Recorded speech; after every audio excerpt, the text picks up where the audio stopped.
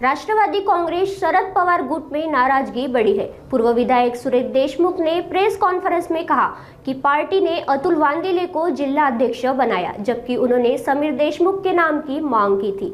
देशमुख ने कहा, विधानसभा में टिकट नहीं मिली, अब जिला अध्यक्ष पद भी नहीं, इसलिए कार्यकर्ता नाराज है। उन्होंने बताया, दिवाली के बाद कार्यकर्ताओं से चर्चा कर यह तय किया जाएगा कि पार्टी में रहना है या नहीं।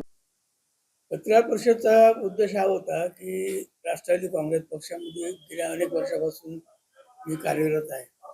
यावेळेला या राष्ट्रवादी काँग्रेस शरद पवार पक्षानं या विशेषतः या जिल्हा काँग्रेस अध्यक्षाच्या बाबतीमध्ये निर्णय घेतला, तो निर्णय काही आम्हाला काही रुचला नाही, मान्य झाला नाही आणि म्हणून त्याचा ती नाराजी व्यक्त करण्याकरता मी आज पत्रकार परिषद आयोजित केली होती।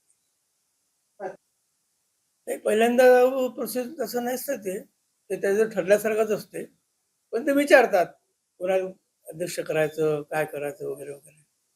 त्यावर्षी त्यांनी विचारलं आम्हाला, पण तसं काही त्याच्यात वाटलं नाही की बाबा काही आम्ही विचारल्यानंतर आम्ही जे त्यांना सांगितलं की असं करा तसं करा, पण ते आमचं ऐकतील बा असं वाटलं नाही आम्हाला आणि त्या पद्धतीने त्यांनी ऐकलं नाही।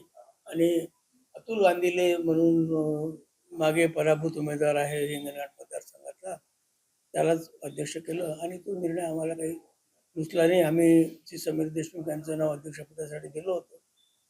विधानसभेच्या वेळेला आम्ही उमेदवारी मागितली होती, पण ती त्यावेळेला दिली नाही।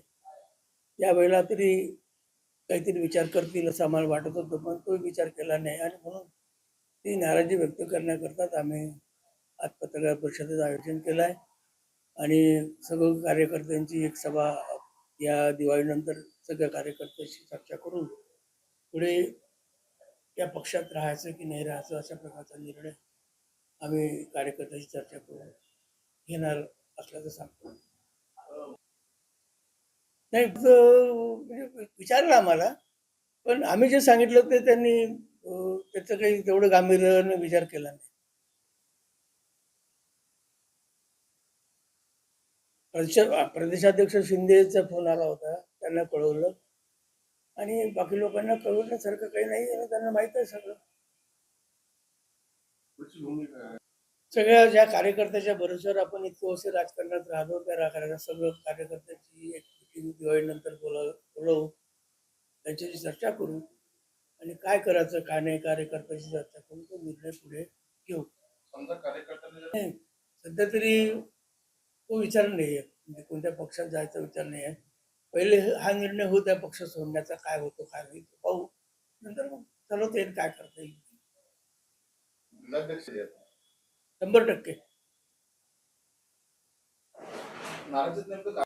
नाही, नाराजी तसं म्हणजे हे नाही। आमचं म्हणणं होतं की बा समीर देशमुखांना तुम्ही विधानसभेत तिकीट उमेदवारी नाही दिली, विधानसभेत नाही दिली आणि जिल्हा अध्यक्षपदही नाही देऊन राहिले, आम्ही आमचे कार्यकर्ते कसे सांभाळायचे, कसं लोकांना जवळ ठेवायचं।